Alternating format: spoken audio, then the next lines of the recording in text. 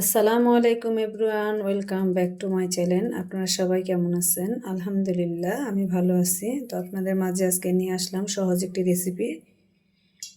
যদি করে খাওয়া যায় তাহলে সহজ, আর না করতে পারলে সেটা খুবই কঠিন। সেটা হচ্ছে কলই শাক কীভাবে ভাজি করব আজকে আমি সেই রেসিপিটা আপনাদের সাথে শেয়ার করব। এর জন্য আমি কলই শাককে ধুয়ে ভালো করে পানি ঝরিয়ে এইভাবে কুচি করে কেটে নিছি। দেখেন একেবারে ঝিরিঝিরি করে কেটে নিছি এবং স্বাদ অনুযায়ী কাঁচামরিচ নিয়ে নিয়েছি, আর নিয়ে নিয়েছি বেশ কিছু পেঁয়াজ কুচি। আর এখানে যেটা মাস্ট দরকার, এটা কলই শাকে না দিলে কলই শাকের স্বাদই আসবে না, সেটা হচ্ছে আদা কুচি। যেহেতু আমি অনেকখানি কলই শাক নিয়েছি, সেই পরিমাণে আমি আবার আদাটা নিয়ে নিছি, আদা কুচি এবং রসুন কুচি নিয়ে নিচ্ছি। তার সাথে নিয়ে নিয়েছি শুকনো মরিচ। শুকনো মরিচটা অবশ্যই দিবেন। তো চুলার মধ্যে আমি একটি কড়াই বসিয়ে দিছি, পরিমাণ মতো তেল নিয়ে নিছি। একটু পরিমাণে তেলটা বেশি দিবেন। এই পর্যায়ে দিয়ে দেব শুকনো মরিচগুলো। শুকনো মরিচগুলো এরকম ভেঙে দিবেন, তাহলে ঘ্রাণটা হবে। আর দিয়ে দিব হচ্ছে আদা কুচিটা। মূলত কলই শাকের মেনই হচ্ছে আদা কুচি আর হচ্ছে শুকনো মরিচটা। অনেকেই, এটা আমি জানি যে অনেকেই কলই শাকটা কাটতে জানে না, মানে এইভাবে কুচাতে জানে না। এইভাবে যদি কলই শাকটা না কুচানো যায় তাহলে কলই শাকটা পারফেক্ট হবে না। এভাবেই কুচিয়ে নিতে হয়। এই জন্য অনেকেই শাকটা খেতে পারে না কাটার জন্য। তো ভালো করে কলই শাকটা ধুয়ে কুচানোর 1 ঘন্টা আগে শাকটা ধুয়ে চালনি পেতে ঝরা দিয়ে রাখবেন। আর যদি ইমিডিয়েটলি আপনারা কাজটা করতে যান তো সেক্ষেত্রে অনেক পানি উঠে যাবে, এটাতে পানি থাকা যাবে না। ভালো করে শাকটার মধ্যে থেকে পানিটা ঝরিয়ে নিতে হবে। আমি আপনাদের একটা টিপস শিখিয়ে দিচ্ছি। যদি আপনারা ধুয়ে ইমিডিয়েটলি কুচাতে চান সেক্ষেত্রে আপনারা একটা পরিষ্কার ন্যাকড়ার মধ্যে শাকগুলো নিয়ে ন্যাকড়ার মুখটা ভালো করে মুছড়ে ধরে ঝাঁকায় নেবেন। ঝাঁকাইলে উপর যে পানিটা পড়ে যায়, শাকটা শুকিয়ে যায়। তো আমি এখন হচ্ছে আদাটা আর মরিচটা ভালো করে একটু ব্রাউন কালার করে নেব।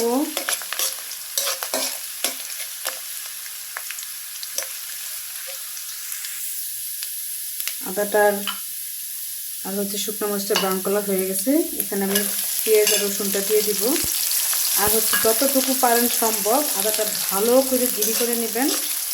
আর নাহলে ভারী ভারী মোটা মোটা থেকে গেলে দাঁতের নিচে পড়লে ভালো লাগে না। আদার একটা যে স্মেল, কাঁচা স্মেলটা, সেটা লাগে। আর এভাবে ভালো করে কুচিয়ে ব্রাউন কালার করে ভেজে পেঁয়াজ আর রসুনটা দিলে ওই আদাটার স্মেলটা খুব সুন্দর আসে। পেঁয়াজটা ভেজে নিচ্ছি। এরপর আমি শাকগুলো দিয়ে দিব এবং চুলার আঁচটা হাইতে রাখতে হবে। আর বিশেষ করে পানিটা যদি ভালো করে না ঝরায় নেন তাহলে সেক্ষেত্রে শাকটার মধ্যে পানি অনেক পরিমাণে উঠে গেলে শাকটা ভাজা ভাজা করতে গেলে লাল হয়ে যায়, কালারটা সবুজ থাকে না এবং খেতেও মজা লাগে না, ঘ্রাণটা চলে যায়। আর এটা হচ্ছে শীতকালীন শাক, এটা অ্যাভেলেবেল বাজারে পাওয়া যায়।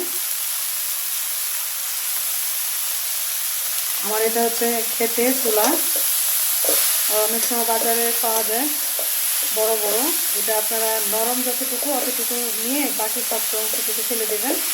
আমি শক্ত অংশ খুব ভাজি করলে একটা ঘাসের একটা স্মেল আসে, খেতে ভালো লাগে না। তো এরপর যে আমি পরিমাণ মতো লবণ দিয়ে দেব।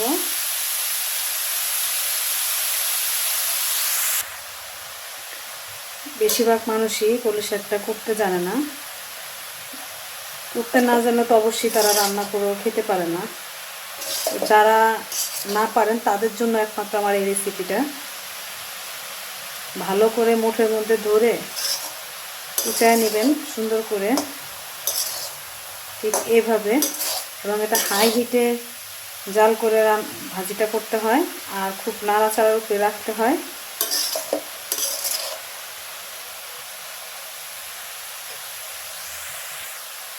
শাকটাকে ভালো করে পানি জড়িয়ে নিছি, তাই দেখেন আমার শাকটা ভাজি করার সময় একটুও পানি ওঠেনি।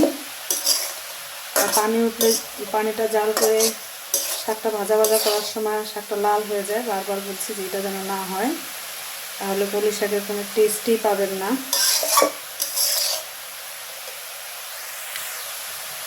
আর অবশ্যই শাকটা কোটার আগে বটিটা আপনি শিল দিয়ে একটু ঘষা দিয়ে নেবেন, একটু ধারালো করে নেবেন। ধারালো বটি হলে শাকটা এইভাবে জিরি করা যায়। এই শাকটা কুচাতে সময় লাগে, অনেক সময় দরকার হয়, কিন্তু রান্না করতে ঠিক অল্প সময়ের মধ্যে রান্নাটা হয়ে যায়।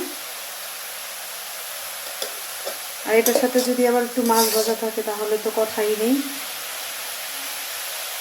খুবই লোভনীয় এবং সুস্বাদু একটা শাক, যা শুধুমাত্র শীতেই পাওয়া যায়।